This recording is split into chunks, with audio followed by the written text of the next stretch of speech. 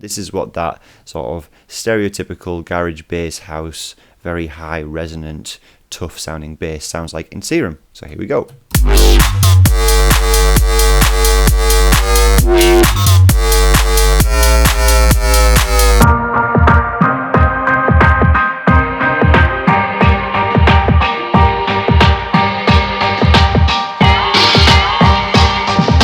Hi guys, SKETI here, welcome back to a new tutorial. This time we're going to look at how to make that sort of garage bass house, very resonant, tough sounding bass sound in Serum, so let's get to it. Alright, so I'm just going to quickly play sort of what the final product will sound like.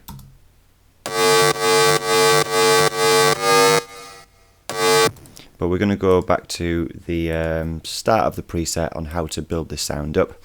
So the first thing that I've got here is, I'll include this in the preset link below as a free download. But basically I made a bass hit sound, which is just basically lots of different harmonics. It's sort of based around a square wave, but with some slight odd harmonics in there as well. So that is the wavetable that I've created. And I'm also sweeping through that wavetable with a quarter note envelope, as you can see on the wavetable position. And I've also got LFO2 attached to some things as well. I've attached it to this level, and again this is on a quarter note envelope as well. So that's pretty much the majority of the first oscillator, except I've pitched it down -3 octaves and also set the random dial to 0%, so that it's not starting anywhere different in the wavetable on each slice. It always starts at the same point. It's a little bit like Massive's start after gate button. So the next thing that I've added is a sub oscillator with -1 octave set in, and also this LFO2 attached to the level as well, just so that it sweeps in. And we can now listen to this sound by itself. So very simple at the moment, but that's basically what that sub and this oscillator here sounds like together. But also at the same time we have oscillator B FMing into oscillator A, which again, if we just look, obviously we've got some macro controls down here, but as we can see, this FM from B is coming in, and it's also controlled by this macro as well, so I can sweep up and down in the harmonic tones. But all this is matrixy C64, which comes in the Serum wavetables analog settings, and there it is there. And I haven't really changed anything. All I've done is change the wavetable position, which again is being controlled by the tone macro here. So I've just applied that tone macro and set it to that. And also I've set the random all the way down to 0, so it always starts at the same point. And I've also set the octave in this one to +1. I've also controlled the coarse pitch as well. If I just go into the matrix and find out, if we just find out the coarse pitch of B, there we go. So that's being controlled by macro 2 as well. So as we can see there, the coarse tuning is controlling that, by that macro it's being controlled. And I've also, just to check, yeah, I've set it to one way, so it starts from the middle point and goes up rather than going either side of the central point. So yeah, that's both oscillators with the sub, and we can listen to that now. So now we're getting to that really resonancy tone that we were looking for. I've also used the MG Low 12 filter, and this is only applied to oscillator A because, again, B, the level is all the way down, so we're not hearing that. It's just controlling the FM on oscillator A. And this sub here, it's not really needed because it's just a sine wave, so we don't really need to apply a filter to it. Turn the resonance up to 19%, and the cutoff is being swept with this macro here on this filter, and it's being swept up to 42% of the 100% dial, so from 0 to 42%. And I've kept the drive and the fat down as well, so we can listen to that now.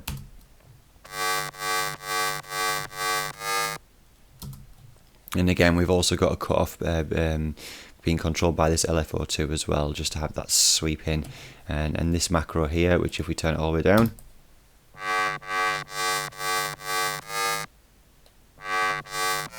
like so. And that's everything on the front page, except for the fact that obviously it's in mono, and yeah, that's pretty much it, because it's a bass tone, it's in mono, monophonic, no polyphony going on whatsoever. Now the next thing to look at is the effects section, which I've added a distortion, and this is using the X shaper, which I've made this curve for the X shaper in point A, so basically a diagonal up and then straight across, and then B I haven't touched at all, and then this is just obviously to add that grit, so we can listen to that now. We've then also got hyper dimension, re-triggering with the hyper, and I've set the mix to 22%, and also set the dimension to 2% and the mix to 40%, so this is what that sounds like now. So that's just to add that little bit of width in there, just to sort of spread some of the frequencies across the stereo field.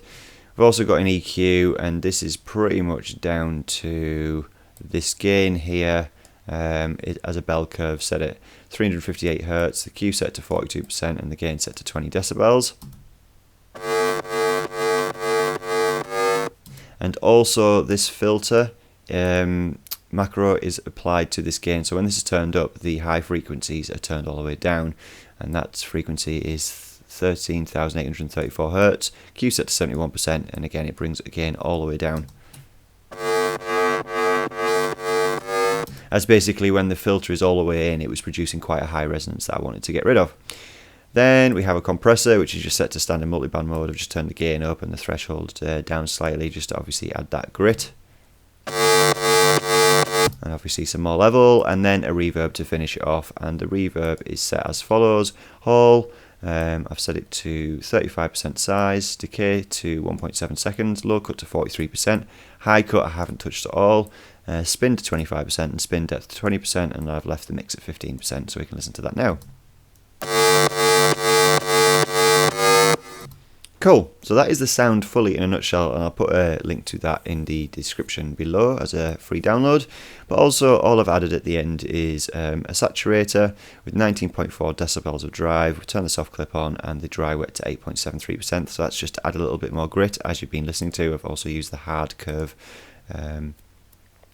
type. The EQ8 I've used just obviously with a sub laid below, if you've seen my how to make your sub bass cleaner tutorial. So obviously all of the bottom ends taken out. I've done a notch at 417 Hz, a notch at 3.52 kHz, another notch at 12.1 kHz, and then a roll off at the top end with a low pass filter just to clean up some of the frequencies, and then a glue compressor at the end with the soft clip turned on at 3.81 decibels just to round everything off. So now what we can do is listen to this sound finished. But what I have also done, as you can see, is if we look at the macros, oh, I didn't mean to do that. Oh, actually, I'm going to have to turn those macros on, so just give me 1 second.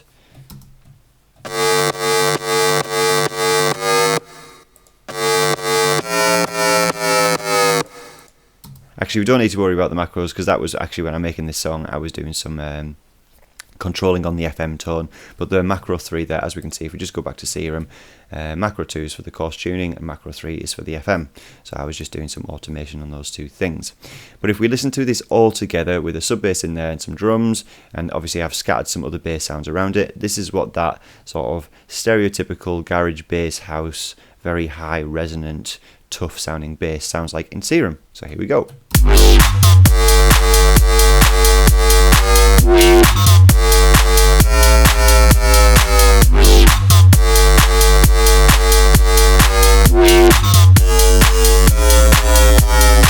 And there was a little bit of automation on these two things here at the end. So yeah, there we go guys. There's a really quick way to make a sort of tough sounding garage bass house sound in Serum. I hope you've enjoyed this tutorial. If you have, or if you've got any questions, drop a comment below, leave a like, subscribe, hit the notification bell to see more of my videos in future, share this around social media as well, and also I stream live on Twitch most weeknights as well, where I spend time making music and listen to other people's tunes and give me feedback as well. Anyway guys, I'll see you next time. Bye.